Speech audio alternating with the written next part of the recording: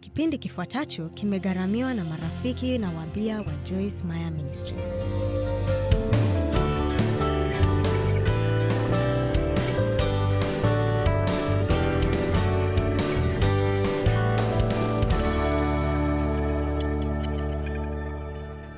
Nataka nizungumze nanyi leo kuhusu kukimbia mbio zako kwa subira. Kukimbia mbio zako ili ushinde. Ndiyo kichwa cha ujumbe huu leo.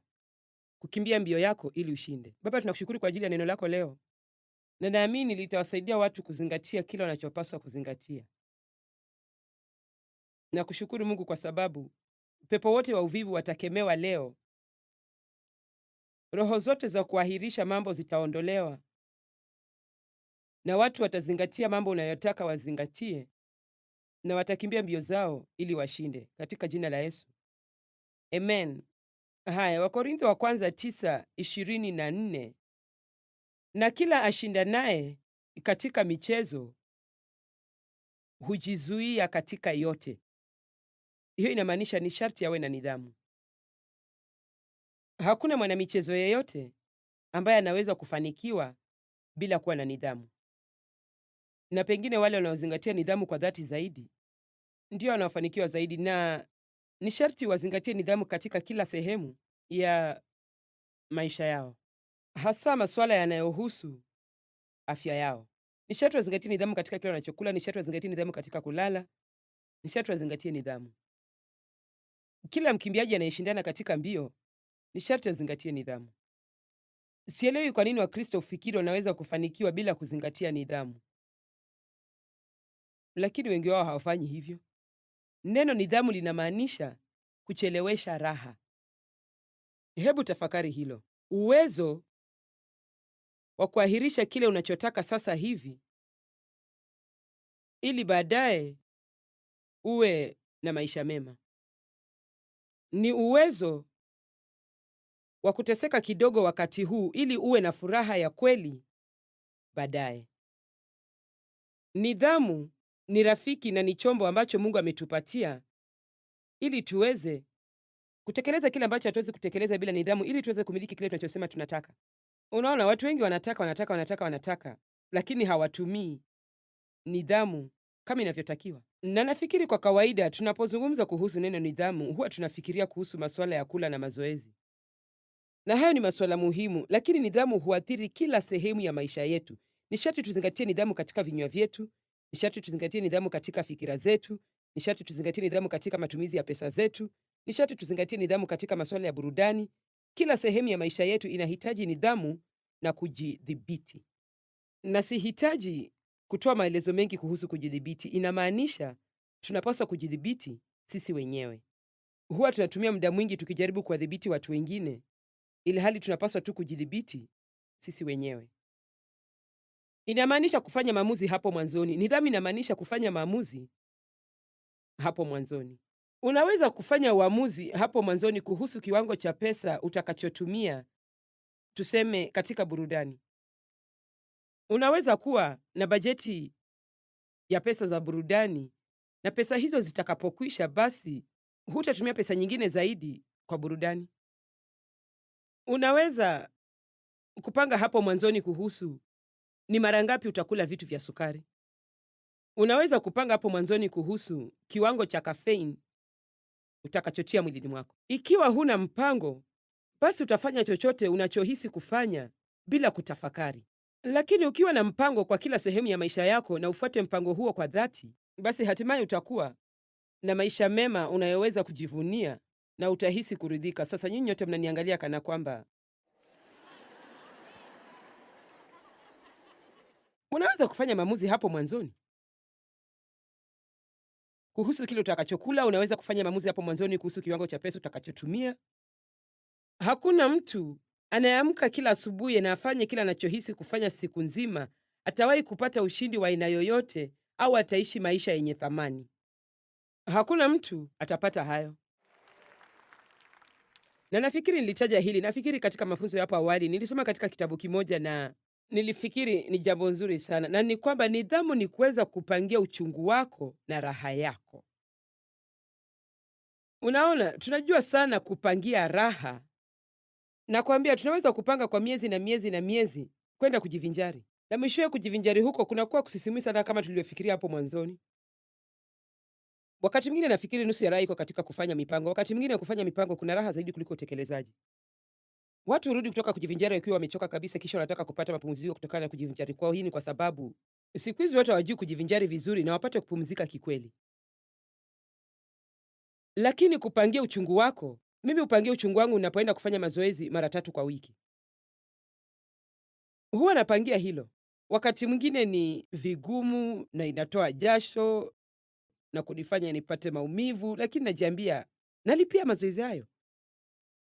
Lakini unaona, hayo ni mojawapo ya maamuzi mazuri zaidi ambayo nimewahi kufanya maishani mwangu. Napangia uchungu wangu, kisha nakuwa na raha ninapovaa suruali yangu ya jeans bila kuhisi kana kwamba nitashindwa kupumua. Amen. Lakini ukipangia raha yako peke yake na hupangii kuwa na uchungu, ukiishi maisha yako yote ukijaribu kukwepa kitu chochote cha uchungu, naweza kukwambia sahihi kwamba utakuwa na maisha mabaya yenye fadhaa. Utakuwa mzee na kitu utakachokuwa nacho ni majuto peke yake. Siwezi kufikiria kuwa mzee na kuketi tu na ninachofanya ni kulalamika tu kuhusu jinsi ninavyohisi. Basi sitaki tu kusema, "Oh, hiyo inaonekana ni nzuri, afadhali ningekuwa hivyo." Napangia uchungu wangu na napangia raha yangu. Tayari najua kile nitakachokula nikifika nyumbani leo na kitakuwa kitu kizuri. Nimeipangia kwa sababu nafanya kazi kwa bidii wiki nzima, na kwa hivyo nitaubariki mwili wangu.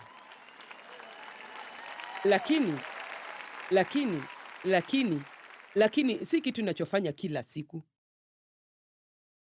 Jumatatu asubuhi niko mazoezini, Jumatano asubuhi niko mazoezini, Ijumaa asubuhi niko mazoezini. Je, mnaelewa ninachosema?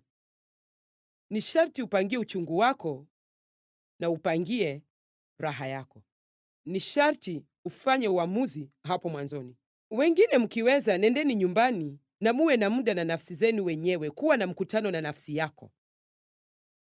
Chukua muda kidogo wa kutafakari na uondoe maishani mwako mambo yote ya kipuzi ambayo hayazai matunda yoyote. Acha kufanya vitu ambavyo vinapigana vita na nafsi yako, kisha baadaye unaishi kwa majuto kwa sababu ulifanya mambo hayo. Fanya uamuzi hapo mwanzo kwamba sitafanya jambo hili. Sasa acha turudi kwenye Wakorintho wa kwanza 9:24. Na kila ashindanaye katika michezo hujizuia katika yote. Kila sehemu ya maisha yako ni sharti iwe na mipaka. Ukiishi bila mipaka, utakumbwa na matatizo makubwa. Basi hao hufanya hivyo kwa kusudi wapokee taji haribikayo, bali sisi tupokee taji isiyoharibika. Ikiwa mkimbiaji anafanya hayo yote ili ashinde zawadi atakayoweka kwenye kabati na ishike vumbi, basi sisi tunapaswa kuchukulia mbio zetu za kiroho kwa uzito kiasi gani kwa zawadi ambayo tumetayarishiwa?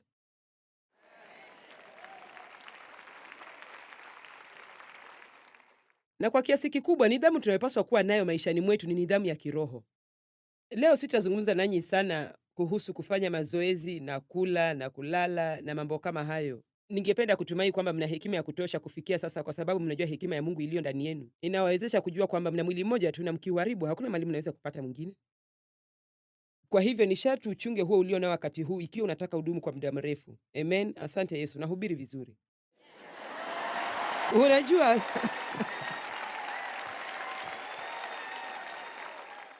Unajua, ni jambo la kuchekesha kusimama hapa na kutazama nyuso za watu unapoanza kuhubiri kuhusu nidhamu na kujidhibiti. Ni kana kwamba kuna roho fulani inashuka na kujaa ndani ya chumba chote. Ni kama hivi, na hakuna haja hata kidogo mimi kuwafunza kuhusu ahadi za Mungu na vitu vyote vizuri ambavyo naweza kuvimiliki kupitia yeye, ikiwa sitawafunza upande huo mwingine. Ni sharti tuwe na nidhamu ya kiroho. Ni sharti mjue Mungu, na ni sharti ujue kwamba ni lazima uwe na muda na Mungu, na ni sharti uwe na nidhamu ya kuwa na muda na Mungu kila siku. Unasema, hujui hali yangu ya maisha, sina wakati wa kufanya hivyo. Acha nikwambie kitu. Unachopaswa kufanya ni kuondoa maishani mwako vitu viwili ambavyo havizai matunda, na ghafla unajipata una muda mwingi wa kukutana na Mungu. Ni kitu kisicho na maana kusema huna muda wa kukutana na Mungu. Kile unachomaanisha, na unapaswa uwe mwaminifu vya kutosha na useme hivyo, ni si muhimu sana kwangu kufanya hivyo, na natumai naweza kupata baraka zote bila kufanya hivyo. Huo ndio ukweli. Ilinichukua muda mrefu kuweza kuwa na nidhamu hiyo maishani mwangu, na Mungu hatimaye nieleza jambo hilo kwa njia niliyoelewa vizuri kabisa. Unajua aliniambia nini? Alisema, Joyce, kama ungetakiwa kuwa kwenye mashine ya figo saa 2 asubuhi kila siku, basi ungefika hospitalini ili upate matibabu hayo. Ungekuwa wapi saa 2 asubuhi kila siku, kwa sababu unajua wazi usipoenda utakufa? Na nilisema, bila shaka nitakuwa hospitalini. Je, kama rafiki yako angekuita na aseme twende safari na kununua vitu, nitagharamia kila kitu, utasema pole, lazima niende hospitalini. Haijalishi ni nini kitajaribu kunizuia, nitafanya kile ninachopaswa kufanya ili ninusuru maisha yangu. Kisha kile alichoweka moyoni mwangu ni hiki: basi unajua nini, usipokuwa na muda na mimi mara kwa mara, utakufa kiroho. Kwa hivyo chukulia muda wako na mimi kuwa ni kama mkutano muhimu, kwa sababu kwa kweli ni muhimu.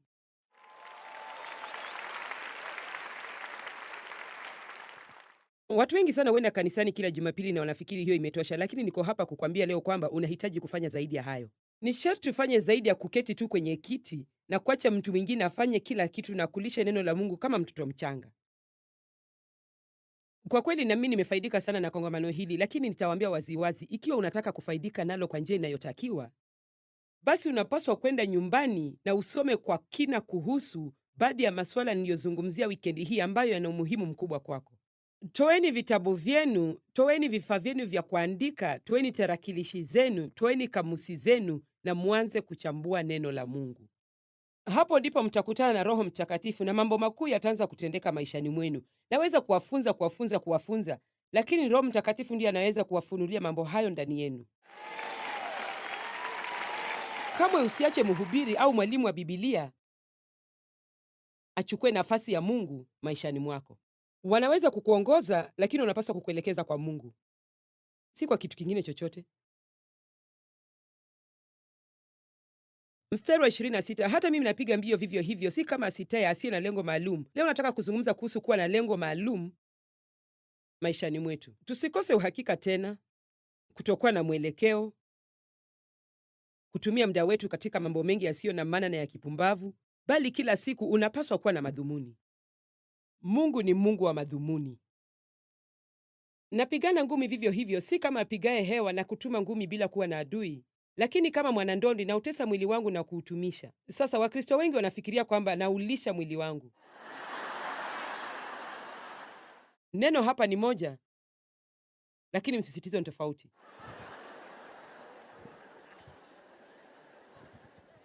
Nafikiri ni kwa sababu Wakristo ufikiri hawawezi kufanya kitu kingine chochote kujiburudisha ila kula.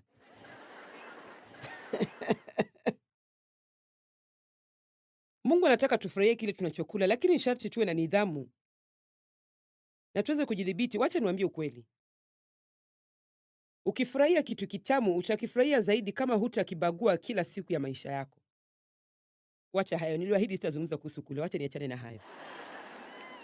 Bali na utesa mwili wangu na utia katika hali ngumu na kuutumikisha, isiwe nikisha kuwahubiri wengine, mwenyewe niwe mtu wa kukataliwa. Kwa hivyo Paulo anasema, nazingatia nidhamu na nawafunza na nyinyi pia kuzingatia nidhamu. Kifungu kingine tunachotaka kuangazia ni Waebrania 12:1-2. Waebrania 12:1, basi na sisi pia, kwa kuwa tumezungukwa na wingu kubwa la mashahidi namna hii. Unajua, fikiria wale mabingwa na watu mashuhuri ambao umesoma kuhusu. Kifungu hiki kinawazungumzia watu hao. Inasema ni kwa sababu tunaweza kuona kwamba kuna watu wengine ambao wameshinda. Kuna watu wengine ambao walisimama imara kwa imani, watu wengine ambao wamepiga mbio zao. Tunasoma habari zao katika Waebrania 11. Tunapenda kusoma vitabu kuhusu wanaume au wanawake mashuhuri wa Mungu, lakini unajua ningependa zaidi tufanye nini? Ningependa zaidi uwe mwanaume au mwanamke mashuhuri wa Mungu. Sitaki kusoma tu vitabu kuhusu mambo yaliyotekelezwa na mtu mwingine. Nataka nitekeleze kitu ambacho mtu anaweza kuandika kitabu kukihusu, ili siku moja mtu mwingine aweze kusoma kunihusu. Amen. Tunaweza kutekeleza mambo yasiyo ya kawaida na maisha yetu, na chochote tutakachofanya ni sharti tukifanye kwa uwezo wetu wote na tukifanye kwa utukufu wa Mungu. Kuna watu wengi waliotutangulia ambao wamefaulu. Sasa hebu sikiza hii: tuweke kando kila mzigo mzito. Lugha ya hasira kidogo, sio? Na tuweke kando kila mzigo mzito, na tuweke kando kila mzigo mzito na dhambi ile ituzingayo kwa upesi, na tupige mbio kwa saburi katika yale mashindano yaliyowekwa mbele yetu, tukimtazama Yesu mwenye kuanzisha na mwenye kutimiza imani yetu. Sasa hebu tuzungumze kuhusu vizuizi, kwa sababu nafikiri kuna watu wenye nia nzuri ambao wanachukua mwelekeo sahihi, lakini shetani hataki upige hatua mbele. Hasa hataki upige hatua mbele katika maisha yako ya kiroho. Hajali ukija hapa na uketi tu, lakini hataki uende nyumbani na utumie kile ulichosikia. Hajalishi kabisa na wewe kuwa hapa, lakini hataki kile ulichosikia kilete manufaa yoyote maishani mwako. Kwa hivyo ni sharti uwe na azma thabiti, ni sharti uwe mkakamavu, na shetani atakuletea mambo mengi ya kukuzuia ili aibe muda wako na aibe nguvu yako, ili usitumie kwa kile unachopasa kuitumia. Je, kuna mtu ameona hiyo maishani mwake? Si ni jambo la ajabu jinsi shetani hufanikiwa kuiba na jinsi ilivyo rahisi kwake kutufanya tupoteze mwelekeo. Nataka asubuhi ya leo ujione kama gari la moshi ambalo linaelekea mahali fulani, na katika njia hiyo ya reli shetani ameweka vizuizi mbalimbali, akitarajia kwamba utakapovigonga utapoteza mwelekeo na utaanguka na hutaendelea kupiga hatua kufikia lengo lako. Naweza kuambia kwamba Mungu aliponiita kwa huduma hii miaka 35 iliyopita, sikujua itanigharimu nini na itachukua muda gani. Nilikuwa nadhani ya kipumbavu kama watu wengi kwamba nitatoka tu kitandani na asubuhi inayofuata nitakuwa na huduma kubwa ya kimataifa, lakini imenilazimu niwe na azma thabiti na nijaribu sana nisishikwe na mambo ambayo hayazai matunda maishani mwangu. Na si kujifunza hayo kwa siku moja, imenichukua muda mrefu na nimejifunza kwa njia ngumu, lakini najaribu kuwaelezea leo kile mimi nilijifunza katika kipindi cha nusu ya maisha yangu. Vizuizi hivi vitakuja, lakini sharti tutekeleze jukumu letu la kuviepuka. Sasa je, umeshikwa na dunia? Umeshikwa na matatizo yako mwenyewe? Unajua, nafikiri wakati mwingine huwa tunatatizwa sana na mambo yetu wenyewe. Usichanganyikiwe kwa ajili ya matatizo yako mwenyewe. Watu wengi sana wamechanganyikiwa na hali hiyo, huchukua nguvu zetu zote za kiakili, kisha tunakuwa na wasiwasi na tunatumia muda wetu tukiwaza, tukijaribu kuelewa mambo ya zamani na kuelewa mambo ya kesho na kuelewa kwa nini tuna tabia za aina fulani na kwa nini tunafanya hivi na kwa nini tunafanya vile. Unajua nini? Niliacha kuwaza kama miaka 15 au 20 iliyopita. Mungu alinionyesha kwamba nilikuwa na uraibu wa kuwaza, kwa hivyo aliniweka huru. Alizungumza nami na alisema, una uraibu wa kuwaza. Huwezi kuwa na furaha mpaka uone umeelewa kila kitu.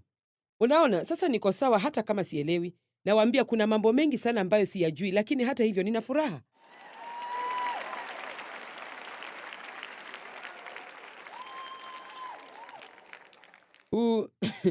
Unajua, kwa sababu msingi wa huduma yetu kwa kiasi kikubwa ni kipawa changu cha kufunza. Nakumbuka wakati mmoja kuna mtu alikuja kutufanyia kazi na alitaka kujua mambo yatakuwa vipi kwa kila mtu nikifariki. Ni kama naweza toa jibu kwa swali hilo. Nilifikiri sijui. Nafikiri mtaweka imani yenu kwa Mungu na ataonyesha cha kufanya wakati huo, sio? Nilifikiri ikiwa hata siwezi kuwa na furaha nikishafariki, hiyo ni mbaya sana. Ni sharti sitakuwa na wasiwasi juu yenu baada ya kufariki kwangu, mtashughulikia mambo yenu. Upuzi huo. Leo hii kila mtu anataka mtu mwingine amfanye ajihisi yuko salama katika kila sehemu ya maisha yake, na tunataka kuhakikisha kwamba kila kitu kiko sawa. Haleluya.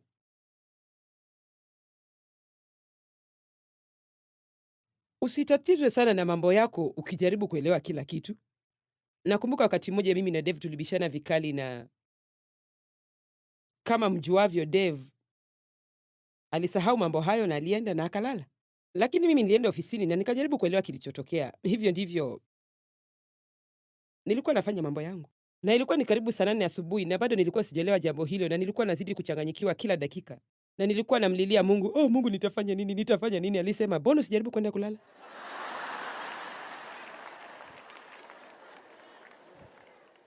Unaelewa kile najaribu kusema ninaposema usitatizwe na mambo yako mwenyewe?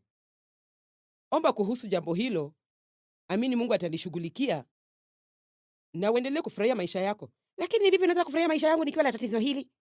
Usipojifunza jinsi ya kufurahia maisha yako wakati una matatizo, basi huenda hutafurahia maisha yako, kwa sababu daima huwa tuna matatizo maishani mwetu. Amen.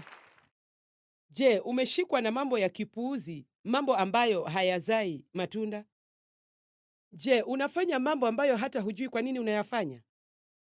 Unafanya ili wafurahishe watu? Hutaki kumkasirisha mtu fulani usipoyafanya mambo hayo?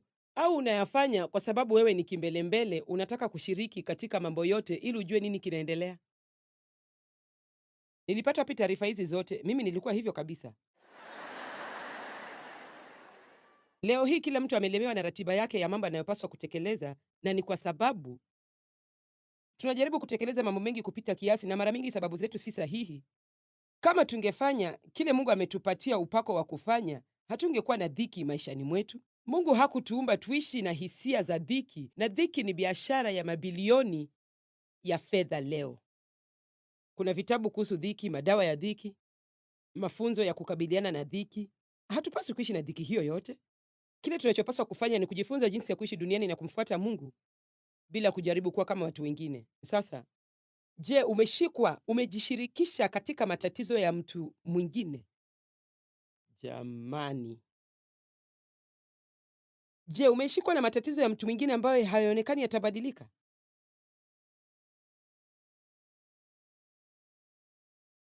Na shetani anamtumia mtu huyo kufyonza furaha na nguvu yako kutoka katika maisha yako. Lakini kwa vile wewe ni Mkristo mzuri na unajua unapaswa kuwasaidia watu, unaendelea kufikiria kwamba utamsaidia mtu huyo.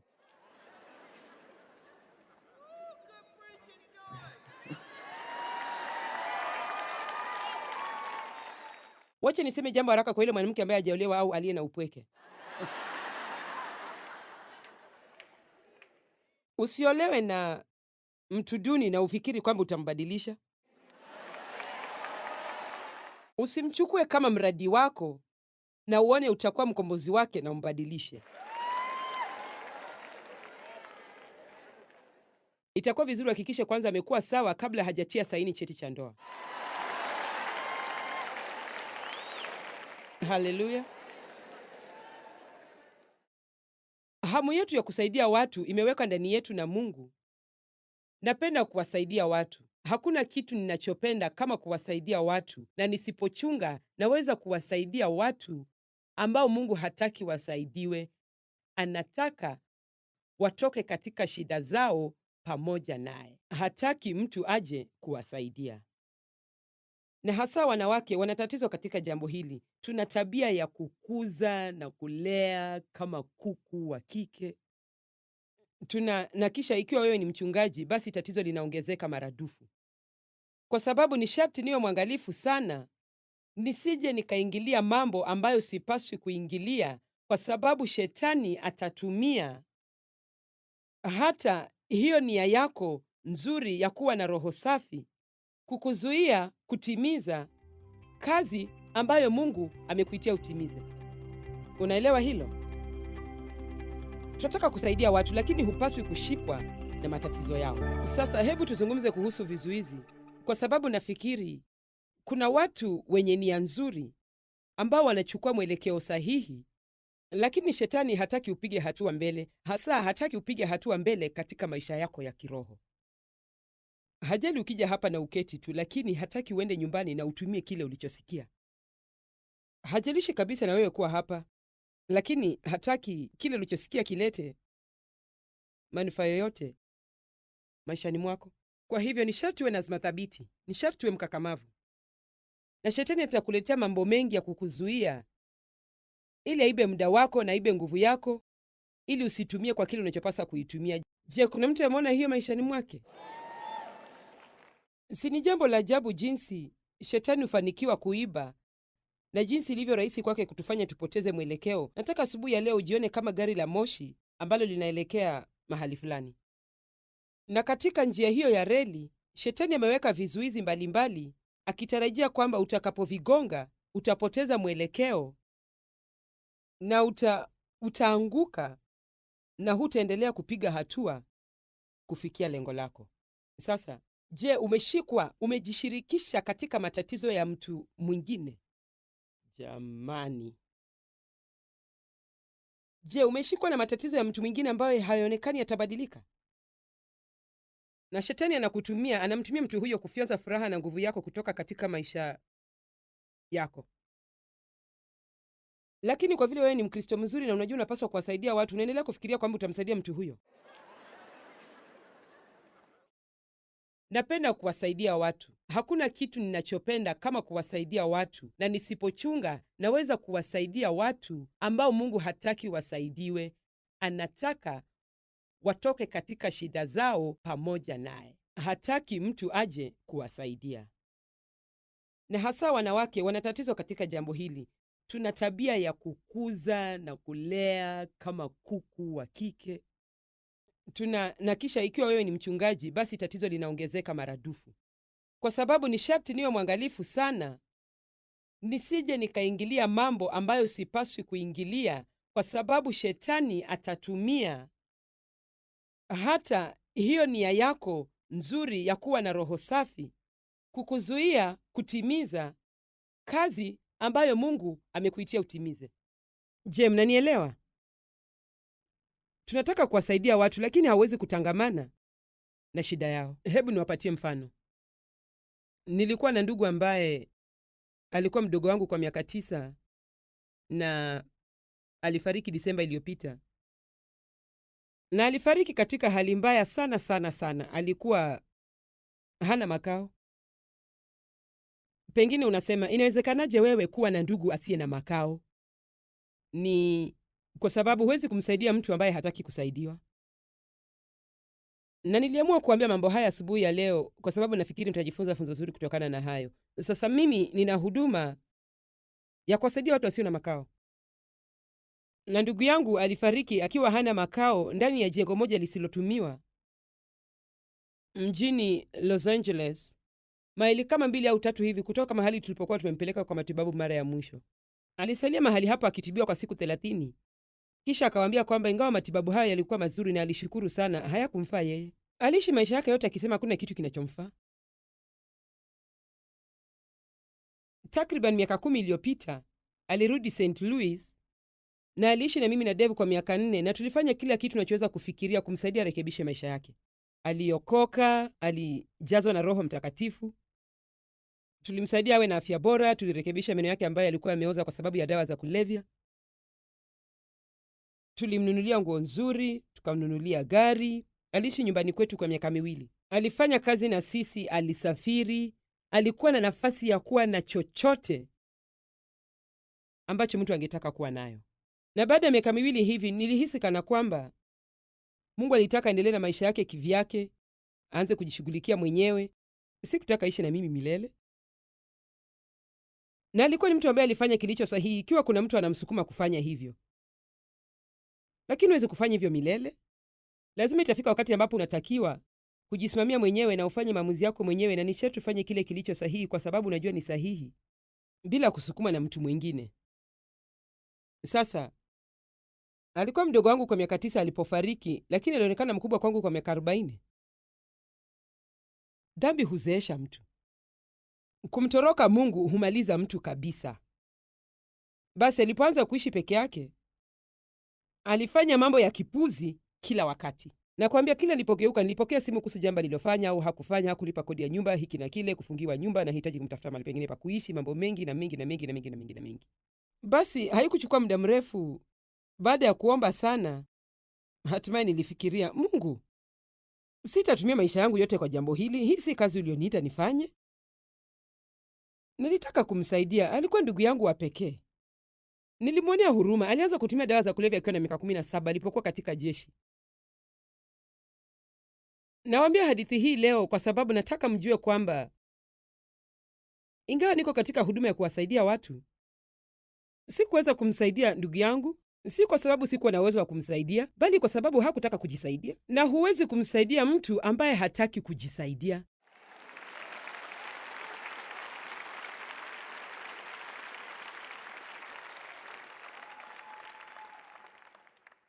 Baada ya muda mfupi, ndugu yangu alienda kuishi na mamangu na babangu na karibu awatie wazimu, na hilo ilikuwa tatizo zaidi kwangu kwa sababu tayari walikuwa na miaka karibu 80 na ilikuwa ni jukumu langu kuwashughulikia. Basi nikawa na wazazi wangu wawili na ndugu yangu na nikasema, Mungu wangu. Na ilinibidi nifanye uamuzi ambao ulikuwa mgumu sana ili nimwondoe maishani mwangu. Nilisema sitaendelea kufanya jambo hili. Na kweli nilifanya hivyo, ikiwa unataka kujua ukweli, kwa ajili ya ufalme.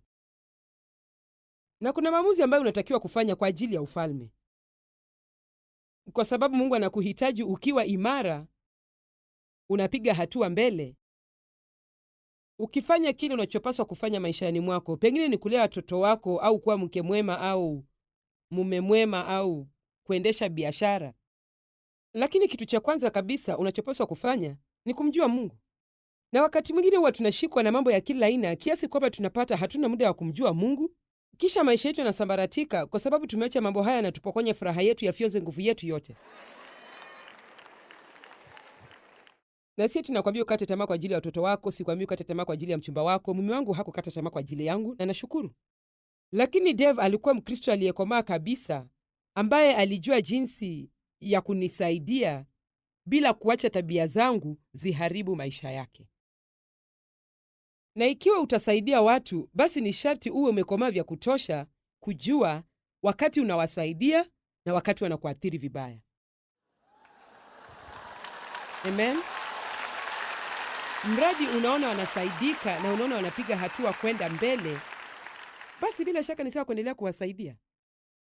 Lakini usije ukaketi tu na uwache mtu afyonze nguvu yako yote, akupotezee wakati wako, ili hali hana nia ya kubadilika. Na unajua nini? Wakati mwingine kitu bora zaidi unachoweza kumfanyia mtu ni kumwambia sitakuonea huruma. Hiyo ni uchungu. Hiyo huwafanya watu. Nakumbuka wakati Dave angeniangalia na aseme sitakuonea huruma.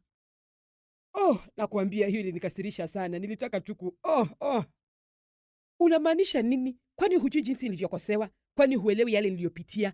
Unamaanisha nini wewe mtu usiye na huruma na usiyejali? Hutanionea huruma. Alisema, Joyce, sitakuonea huruma kwa sababu hiyo haitakusaidia.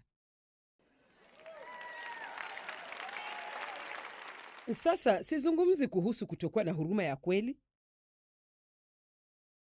Mungu alituambia tuwe na huruma kwa watu. Lakini hata yule kiwete katika Yohana 5 ambaye aliketi kando ya birika kwa miaka 38, Yesu alimuuliza, umekuwa hali hii kwa muda gani? Miaka 38. Akamuuliza, kweli unataka kupona? Yesu hakuketi hapo na yeye na kuanza kulia na yeye na kusema, jamani maskini nakuonea huruma, hata siwezi kuamini. Na mtu huyu alitoa vijisababu viwili. Alisema, kila ninapojaribu kuingia ndani ya birika, mtu mwingine anaingia mbele yangu na sina mtu wa kunisaidia. Hiyo inaonyesha kabisa kile ninachozungumzia leo. Mimi ni maskini tu, nimeketi hapa na hakuna anayenisaidia, hakuna mtu ananifanyia chochote. Na Yesu alimwangalia na akamjibu kwa kishindo. Alisema, simama! Tamko la Yesu alionyesha alikuwa anamsikitikia mtu huyo. Simama! Mnafikiri haikuwa vigumu kwangu kumwona ndugu yangu akiwa hana makao? Na mnafikiri shetani hakuniambia unafanya nini? Unaenda huku na huko ukiwasaidia watu kote duniani na hata huwezi kumsaidia? Lakini mara nyingine tena nitasema tena, huwezi kumsaidia mtu ambaye hataki kujisaidia. Hiyo haiwezekani. Kwa hivyo kile tunachopaswa kufanya ni kuwa na hekima ya kutosha, tusiache watu wafyonze kila kitu kutoka kwetu. Eti kwa sababu mtu ameamua kuharibu maisha yake, mbona nimwache aharibu maisha yangu? Mathayo 25. Mathayo 25:1, ndipo ufalme wa mbinguni utakapofanana na wanawali 10 waliotoa taa zao wakatoka kwenda kumlaki bwana harusi. 5 wao walikuwa wapumbavu na 5 wenye busara. Wale waliokuwa wapumbavu walizitoa taa zao, wasitoe na mafuta pamoja nao, mafuta ya ziada. Sasa nataka kuambia kwamba watu wavivu hawataki kufanya kazi ya ziada, hawataki kuweka muda wa ziada kazini, lakini wanataka kupandishwa madaraka na wapewe mshahara mnono. Hawataki kufika ofisini dakika 5 mapema zaidi au wakae huko kwa dakika 5 za ziada. Wanataka kupiga gumzo kwa simu siku nzima na kupigia marafiki zao simu na kucheza mtandaoni. Na wamesahau kile Biblia inasema utavuna kile upandacho. Ni sharti tuache kuona kwamba tunastahili kupewa vitu fulani. Hustahili kulipwa mshahara mnono kwa sababu umeingia ofisini tu. Ni sharti ufanye kazi. Jamani, mimi na David tumefanya kazi kwa bidii na bidii na bidii. Nakumbuka tulipoanza kufanya kazi hii hapo mwanzoni, hata tukuwa na pesa za kukaa hotelini, na tulienda kwenye miji iliyokuwa saa 2 au 3 kutoka nyumbani kwetu, na tukahubiria watu 25 au 30 hivi. Kisha tulirudi nyumbani kwa gari letu siku, na tuliingia sehemu ya kuegesha magari ya mkahawa wa McDonald au Burger King, na Dave alilala kidogo ili tuweze kuendelea na safari kwa maili nyingine kadhaa. Mtu huridhika sana anapofanya kazi kwa bidii na apate kile anachotaka. Ukipewa tu kitu mkononi, hakitakuwa na umuhimu mkubwa kwako, hakitakuwa na maana kwako kama ni mtu mwingine amefanya kazi yote. Na mtazamo huu umekithiri duniani leo. Nastahili kuwa na hiki, nastahili kuwa na kile, na serikali inapaswa kunipa hiki, na serikali inapaswa kunipa kile. Ni sharti tumtegemee Mungu. Hapo ndipo tegemeo letu linapaswa kuwa kwa Mungu. Kile taifa letu linapaswa kufanya ni kumrudia Mungu. Wakati shambulizi la kigaidi la Septemba 11 lilipotokea, kila mtu alikuwa anazungumza kuhusu Mungu. Ni jambo la kushangaza jinsi watu huzungumza juu ya Mungu wakati wa majanga. Mtangazaji mmoja alisema, Mungu alikuwa wapi wakati jambo hili lilipotokea? Alikuwa mahali kile mtu alikuwa anajaribu kumweka nje. Nje ya shule, nje ya serikali, nje.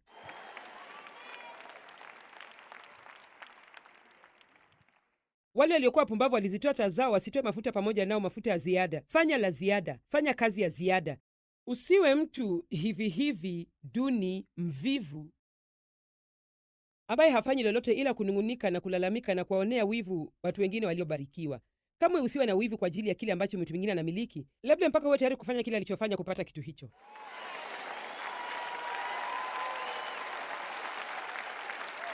Amen. Kuwa mtu wa bidii, kuwa na nidhamu, vumilia. Pangia uchungu wako, pangia raha yako. Fanya maamuzi hapo mwanzoni. Nataka uende nyumbani na utafakari kuhusu maisha yako. Nataka utafakari kuhusu mwelekeo ambao maisha yako yanachukua. Usiishi tu kwa leo, kwa sababu kesho itakuja. Na kile unachofanya na maisha yako leo kitamua jinsi kesho yako itakavyokuwa. Bali wale wenye busara walitoa mafuta katika vyombo vyao pamoja na taa zao. Usiwe na muda na Mungu unapolemewa peke yake. Kuwa na muda na Mungu kila siku, kisha wakati unakumbwa na mambo mazito, hata hutahisi kulemewa, kwa sababu nguvu ya Mungu itakuwa imejaa ndani yako kiasi cha kukufanya ushinde hali hiyo. Lakini unaona, watu wapumbavu hawana muda na Mungu mpaka wahitaji muujiza. Hata bwana harusi alipokawia, wote wakasinzia, wakalala usingizi. Lakini usiku wa manane pakawa na kelele, haya bwana harusi, tokeni mwende mumlaki. Mara wakaondoka wanawali wale wote, wakazitengeneza taa zao. Wale wapumbavu wakawambia wenye busara, hali hii hutokea sana. Nakwambia ni hali hii kabisa. Sasa dakika ya mwisho imefika, lazima kitu kitendeke. Wapumbavu huenda kwenye hekima. Tupeni mafuta yenu kidogo, maana taa zetu zinazimika. Lakini wale wenye busara wakawajibu wakisema, sivyo, hayatatosha sisi na ninyi. Afadhali shikeni njia mwende kwa wauzao mkajinunulie. Na hao walipokuwa wakienda kununua, bwana harusi akaja, na wakakosa sherehe yote. Si kwa sababu walitakiwa kuonewa huruma au kwa sababu hawakuwa na nafasi sawa. Mimi naamini Mungu hupatia watu nafasi sawa ya kupata kazi. Na kile Mungu anakufanyia hakufanyii kwa misingi ya kiwango chako cha elimu au kitu chochote ambacho dunia inaweza kuzungumzia, bali ni kwa msingi wa utiifu wako. Hebu tuangazie mstari wa 13. Basi kesheni, muwe makini kabisa, muwe waangalifu na chonjo, kwa sababu hamjui siku wala saa atakayorudi Mwana wa Adamu.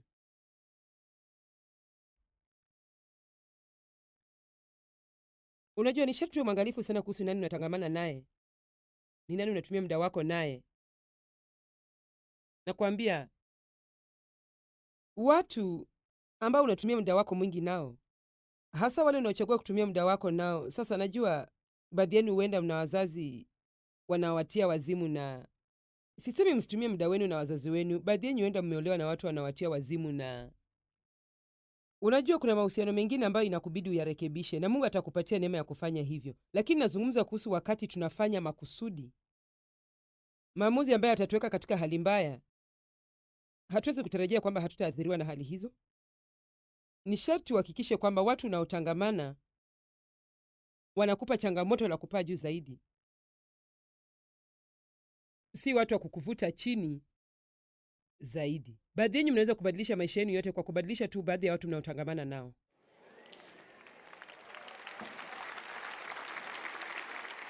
Na si tunawaambia msijaribu kuwasaidia watu. Nafikiri ni vizuri tukijaribu kusaidia watu. Paulo alisema, sisemi msitangamane kabisa na watu wenye tabia mbaya. Alisema hii itamaanisha itawabidi muondoke duniani kabisa. Lakini kumbuka nilichosema, hakikisha unawasaidia, lakini wao wasikuathiri vibaya. Sasa watu wasio na madhumuni hawapendi watu wenye madhumuni. Daima watakwambia unajinyima kupita kiasi, uko hivi au vile kupita kiasi. Mimi ni mtu mwenye madhumuni, na kama singekuwa hivyo, basi bila shaka singekuwa nafanya kazi ninayofanya sasa. Na imenibidi nifanye uamuzi maishani mwangu kwamba si kila mtu atanielewa. Huenda hata watu wengi hawatanielewa, na si wote watafurahia kile ninachofanya na waelewe maamuzi yangu. Lakini nitaishi maisha yangu nikitekeleza kile Mungu ameniita nitekeleze, na nitamaliza kazi aliyonipa nifanye, na sitapoteza mwelekeo, na sitashikwa na vizuizi, na sitaacha mtu mwingine afyonze kutoka kwangu nguvu yote niliyo nayo ya kumtii Mungu. Mmoja ya vitu ambavyo shetani hutumia dhidi yetu, pengine zaidi kushinda kitu kingine chochote, ni watu walio karibu nasi, watu ambao tunataka watupende, watukubali, watufurahie, lakini wanatukataa kwa sababu hatuko kama wanavyotaka tuwe. Na Yesu alipowatuma wale wafuasi wake 70, alisema, mtaingia katika mji na mhubiri Injili, na mkikataliwa, kung'uteni mavumbi ya miguu yenu kwa mji huo, kisha mwende katika mji mwingine, kwa sababu miji haitaisha. Na nimegundua kwamba shetani hutumia uchungu wa kukataliwa kushinda kitu kingine chochote kujaribu kutupotosha. Nilipojazwa na Roho Mtakatifu kwa mara ya kwanza na Mungu akaniita katika huduma, nilipoteza marafiki zangu wote na watu wengi wa familia yangu walitugeuka. Watu walifikiri nimeshikwa na wazimu. Unafikiri wewe ni nani? Wanawake hawafanyi kazi hiyo. Jamani, pengine Mungu hakujua mimi mwanamke. Na nilienda mbele ya Mungu nilisema, Mungu, unajua mimi ni mwanamke? Ni kama hakujua hivyo.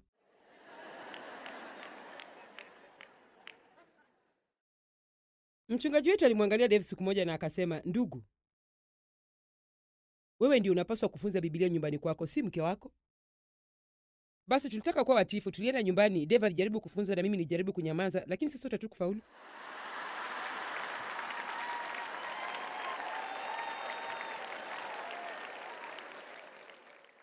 Watu wengi hawana ujasiri wa kuwa kama wanavyotaka, kwa sababu kuwa hivyo huenda kutakufanya uwe tofauti kidogo. Haitakuwa kawaida, itakuwa kinyume ya matarajio.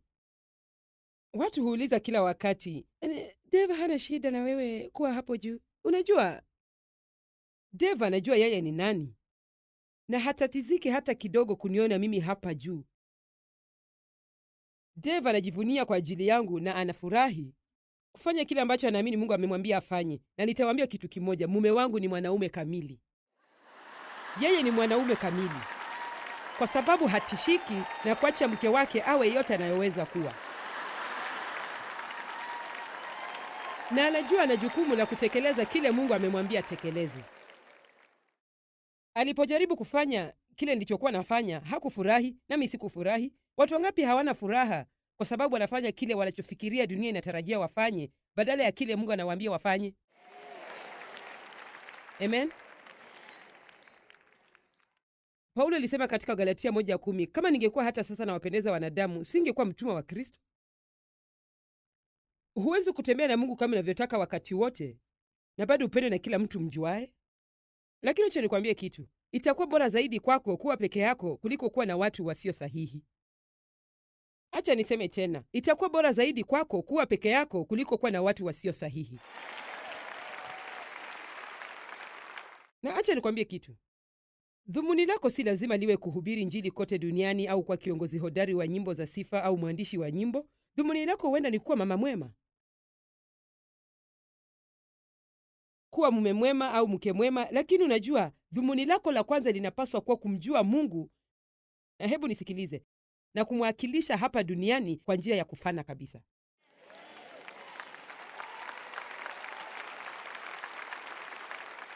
Unajua, sijaribu kuwa na tabia nzuri na kufanya kila kitu ambacho Biblia inaniambia nifanye tu kwa sababu nafikiri nitamfurahisha Mungu.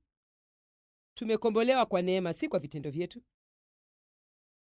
Lakini kila siku natia bidii katika kuishi maisha ambayo Yesu anatuambia tuishi, kwa sababu nataka Mungu awe na watu ambao anaweza kujivunia.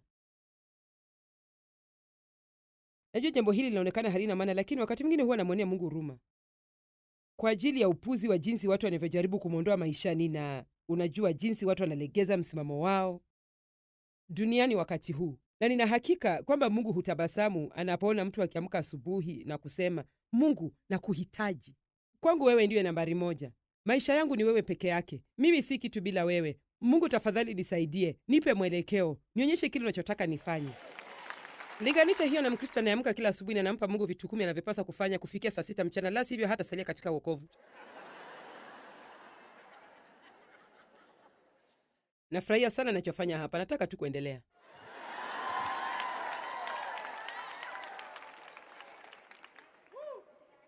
Ni sharti uwe mtu mwenye madhumuni. Nataka uende nyumbani baada ya mkutano huu, na nataka uchukue muda, na nataka utafakari kidogo. Nataka utafakari kuhusu maisha yako na ujiulize kama umechukua mwelekeo ambao unataka kuchukua kikweli. Muulize Mungu kama kuna kitu chochote maishani mwako ambacho pengine unapaswa kukiondoa kutoka kwenye ratiba yako. Hakikisha unakuwa na muda na Mungu kila siku. Hakuna kitu chochote kitakachofaulu maishani mwako ikiwa hutamweka Mungu mbele. Na sidhani unapaswa kutatizika na kile utakachokuwa unafanya wakati huo. Nafikiri utampa Mungu heshima ukimpa muda huo. Kusema ukweli, sidhani unapaswa kuwa msoma hodari zaidi wa Biblia duniani. Sidhani ni lazima uhisi ile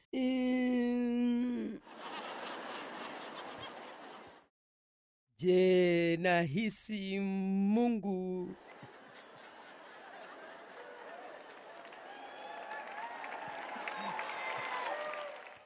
Nafikiri uwe tu na mahali maalum, uende hapo kila siku na useme tu, Mungu, mimi huyu hapa. Ni mimi tena, na nataka tu nikujulishe kwamba sifikiri hata kwa dakika moja kwamba naweza kuishi maisha ya kufana bila wewe. Haiwezekani mimi kwenda nje na niwe mtu mwema bila usaidizi wako. Mungu, leo nitafanya mabaya sana usiponipa uwezo na neema yako. Na kuhitaji Mungu, na kuhitaji na kuhitaji na kuhitaji. Kisha kuwa na muda kidogo wa kumshukuru Mungu kwa kila kitu ambacho tayari amekufanyia. Kuwa mtu mwenye shukrani. Mungu, asante, asante, asante, asante, asante, asante, asante, asante, asante. Si vigumu. Usifanye muda wako na Mungu uwe mgumu na wenye mambo mengi. Nenda tu hapo, amini yuko hapo, na uwe na mkutano naye. Naweza kukuhakikishia,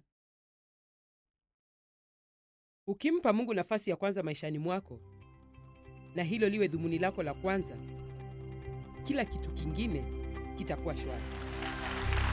Amen.